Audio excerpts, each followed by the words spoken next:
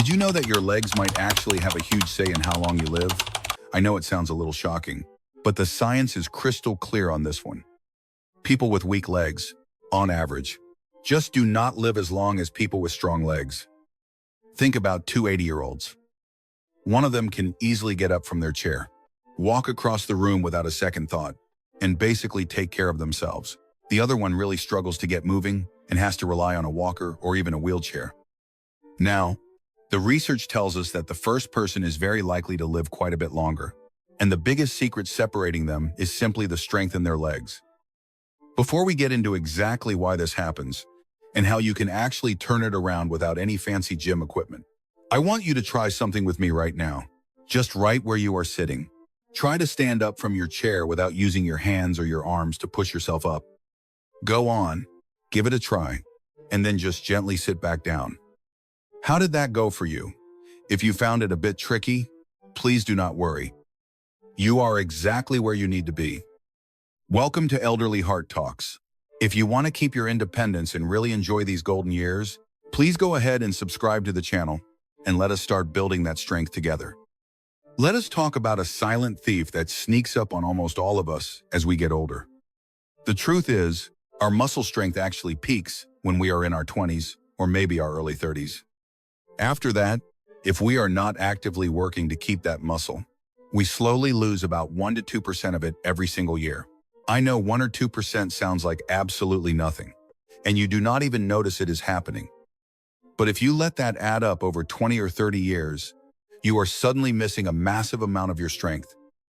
And here is the really scary part. This muscle loss actually speeds up after we hit 40. Doctors call this condition sarcopenia, which is just a medical term for age-related muscle loss. This hidden weakness is the real reason behind so many tragic falls. Usually, the trip or the slip is not the main problem. The real problem is the years and years of quietly losing the leg muscle that would have caught you and kept you balanced. When those muscles are gone, a simple moment of unsteadiness turns into a broken bone, especially a broken hip. And here is a fact that most people simply do not know.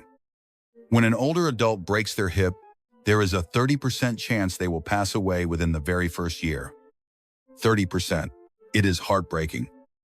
We are not just talking about getting a little bit weaker with age. We are talking about losing your freedom, your ability to live independently, and quite literally, your life. Now, you might be thinking that your leg muscles are just there to help you walk around or climb the stairs. But there is a hidden science here that is absolutely fascinating, and it changes everything about how we look at exercise. Your muscles and your brain are actually having a constant, never-ending conversation. Every single time you move, your legs are sending lightning-fast messages all the way up to your brain. They are telling your brain exactly where your feet are, how the ground feels, and how to shift your weight so you stay perfectly balanced. But our bodies work on a very strict rule. Use it or lose it. If you spend most of your days sitting down and you stop challenging those legs, those communication lines start to fade away. The brain simply stops listening as closely because it wants to save energy. So, when you do accidentally trip on a rug or miss a small step, your brain just cannot send the rescue signal fast enough to catch you. Your coordination fades, and that is exactly why falls become so common. And that is really only half the story. Let us talk about what happens inside your body after you eat. When you have a nice meal, your body turns that food into sugar to use for energy. But all that sugar needs a safe place to go. I want you to think of the big muscles in your legs, like your thighs and your hips, as a massive sponge or a huge storage tank for that sugar. Because they are the largest muscles in your entire body, they soak up most of it. But if you slowly lose that leg muscle over the years, your storage tank shrinks. Your body suddenly has a really hard time figuring out what to do with the food you eat, and that extra sugar just ends up stuck floating around in your blood. This is exactly how conditions like type 2 diabetes quietly sneak up on people. So, keeping your legs strong is not just about walking. It is literally about protecting your brain and keeping your metabolism healthy. So, how do we fix this? What is the best way to keep that muscle strong, those brain connections sharp, and your metabolism healthy? The answer is incredibly simple. It does not cost a single penny, and you do not need to step foot inside a gym. It is the squat. You might hear the word squat and think of young athletes or bodybuilders, but it is actually the most natural, a complete movement a human being can possibly do. When you squat, you are working your thighs, your hips, your glutes, your calves, and even your core muscles all at the exact same time. It is a full lower body workout using nothing but your own body weight. Now, safety is the absolute most important thing here, especially for our knees. So let us talk about how to do this correctly. You want to start by standing with your feet just a little bit wider than your shoulders. Turn your toes pointing outward just a bit, maybe at a 30 to 45 degree angle. When you start to bend your knees, make sure they are following the exact same direction as your toes. Please do not let your knees cave inward toward each other, as that puts pressure on the wrong parts of the joint. As you lower yourself down, try to push your weight back. About 2/3 of your weight should be resting in your heels. A wonderful little trick to test this is to try wiggling your toes inside your shoes when you are at the bottom of the movement. If you can wiggle your toes freely, your weight is in the perfect spot.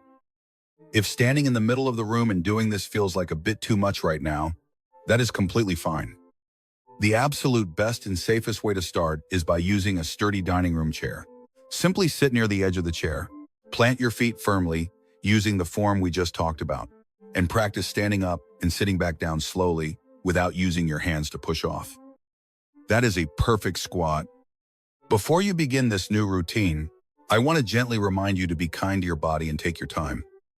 There is absolutely no need to rush, and you should never push yourself to the point of sharp pain or exhaustion. Please make sure your chair is stable, maybe push it against a wall, and keep a counter or a table nearby to hold on to just in case you feel unsteady. Being safe is always the #1 priority. Slow and steady is how we win this race. Now, I want to tell you exactly what to expect in the coming weeks, because understanding this will keep you from getting discouraged and quitting too early. If you start doing these chair squats today, your legs might feel a bit achy or sore tomorrow. Please do not panic. That is completely normal. It is just your muscles waking up after a long nap, and it is actually a wonderful sign that your body is responding and getting ready to build strength. For the first 10 days or so, you probably will not see any physical changes in the mirror. But remember that brain connection we talked about earlier? Right now, your brain is busy repairing and rewiring its connection to your legs. You will start to notice that getting out of the chair just feels smoother and more coordinated. Between weeks 3 and 6, the real magic happens. Your muscle fibers actually start to grow and physically thicken. This is when the daily changes become obvious. You will notice that walking up the stairs feels much easier, and carrying your groceries from the car feels so much lighter. And after 6 weeks of staying consistent, you are literally changing the trajectory of your health. Your balance will be drastically improved. Your confidence in your own body will return, and that scary risk of falling drops significantly. You are rebuilding your independence and protecting your future, one simple movement at a time. Gemini Danoi. But here's the thing. Moving your body is only one piece of the puzzle. If you are putting in the effort to do these daily squats, you have to give your body the right building blocks to actually make that new muscle. As we get older, our bodies naturally become a little less efficient at using the food we eat to build strength.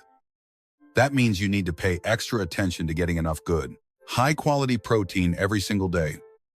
I am talking about simple, everyday foods like eggs, fish, chicken, beans, or a handful of nuts. Think of protein as the bricks you need to build a strong house.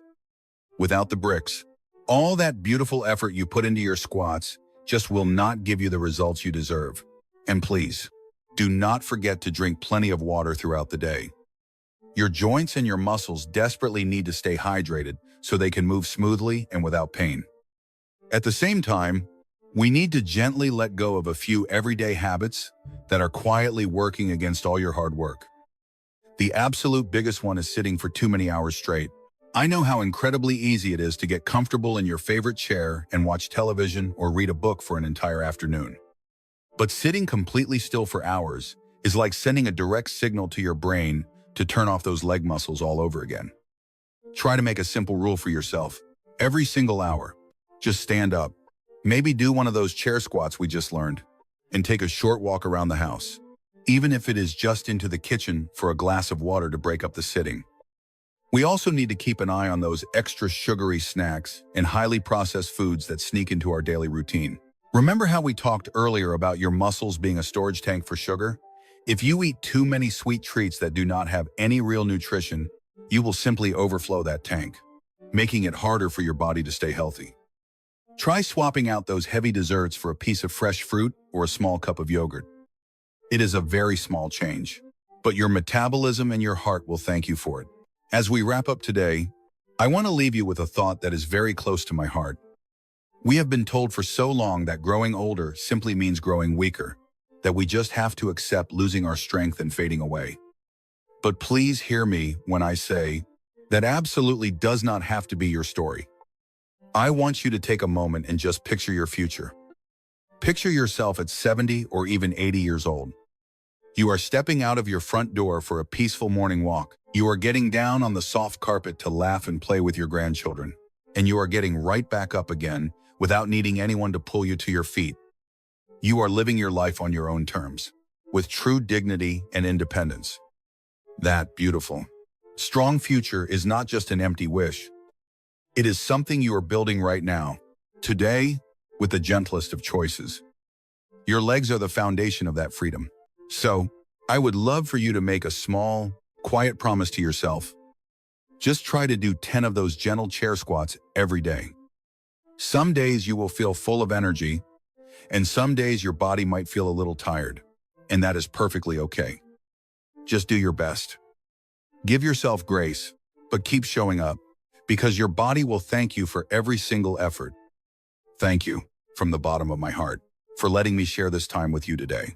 If you felt a connection with what we talked about, and you want to walk this journey toward a strong, healthy, and peaceful old age together, please subscribe to the channel. This is Elderly Heart Talk. Please take wonderful care of yourselves, and I will be right here waiting for you in the next video.